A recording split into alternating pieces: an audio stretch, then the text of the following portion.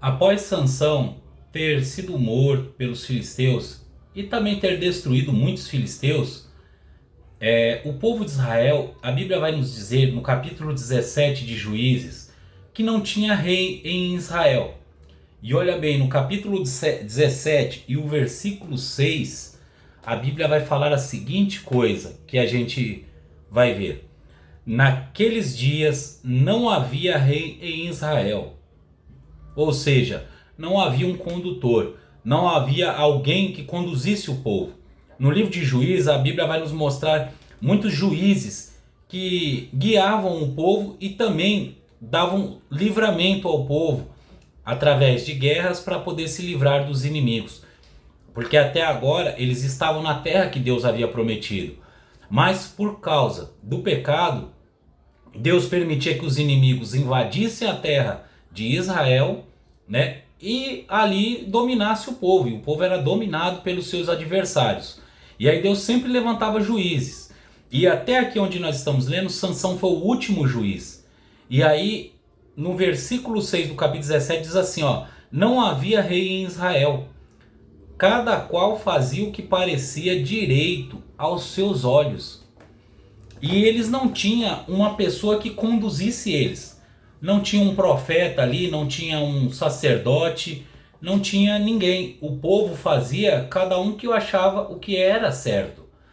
E coisa ruim, meus irmãos, é quando as pessoas começam a agir segundo o que acha o seu coração, segundo os seus desígnios, os seus pensamentos.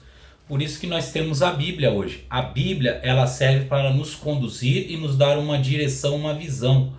E a gente precisa ser orientado por ela, né? Por isso que Deus ele instituiu pastores, profetas, para que possam pregar a palavra e assim conduzir o povo.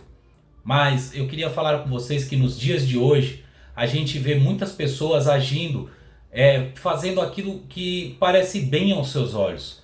Pessoas que você vê na internet mesmo, pegam versículos bíblicos que falam a respeito da prosperidade de alguns personagens bíblicos, como Jó, como Abraão, como Davi, e aí começam a falar que o povo vai prosperar, que o povo vai crescer, que o povo vai ter livramentos, e sendo que estão fazendo o que acham certo aos seus olhos. Mas a Bíblia não tem esse intuito. Ela conta a história desses homens, mas o intuito da Bíblia é levar o homem a Deus, é ligar você ao seu Criador. E o Senhor Jesus Cristo ele veio para a terra, o último profeta que veio no nosso meio para pregar o Evangelho, a nova aliança. Ele veio para nos trazer a nova direção e nos levar a Deus. Hoje em dia não pregam mais o capítulo 5 de Mateus, o capítulo 6 de Mateus, o capítulo 7. Só pegam textos que falam a respeito de prosperidade, de livramentos e começam a falar que estão vendo que Deus está te livrando, estão vendo que Deus está te guardando, estão vendo que Deus vai te prosperar, que aquela pessoa que te deixou vai ser humilhada. É só isso. E às vezes a gente vê que nas lives dessas pessoas fica lotado de gente. Mandam pix, mandam ajuda e eles continuam porque eles são movimentados por dinheiro. Muito cuidado, meus irmãos, com falsos profetas, porque os falsos profetas eles fazem aquilo que está escrito aqui, ó, no livro de Juízes, ó. Naqueles dias não havia rei em Israel, ou pastores, profetas, a pessoa, ó, cada qual faz o que parece direito aos seus olhos. E aí começa a pegar a Bíblia e usar ela de uma maneira meio que mística, meio que esotérica, e começam a falar que não, que olha esse versículo aqui, ó, Deus está falando, a pessoa está em pecado diante de Deus, não está vivendo nos propósitos de Deus, mas a pessoa fica ali, numa live, profetizando que o amor da sua vida vai voltar, vai se rastejar, vai pedir perdão, e pessoas estão acreditando nisso. Pessoas estão acreditando que isso vai acontecer. Ó, você que vai estar aí embaixo aí, ó, Deus vai te colocar por cima e coisas, porque as pessoas, infelizmente, estão acostumadas a ouvir que as coisas vão acontecer sem que elas precisem fazer nada, que elas vão prosperar sem trabalhar, que elas vão conquistar grandes coisas na vida delas sem esforço nenhum. É claro que os céus vai nos ajudar, Deus vai nos ajudar, mas Deus não isentou a gente dos nossos esforços. A gente tem que se esforçar.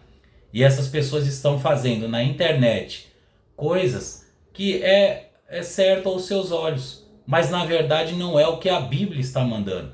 O que a Bíblia ela quer que a gente faça é se unir a Deus e se apegar aos seus mandamentos, para que assim a gente tenha comunhão com Ele e tenha garantia da nossa vida eterna.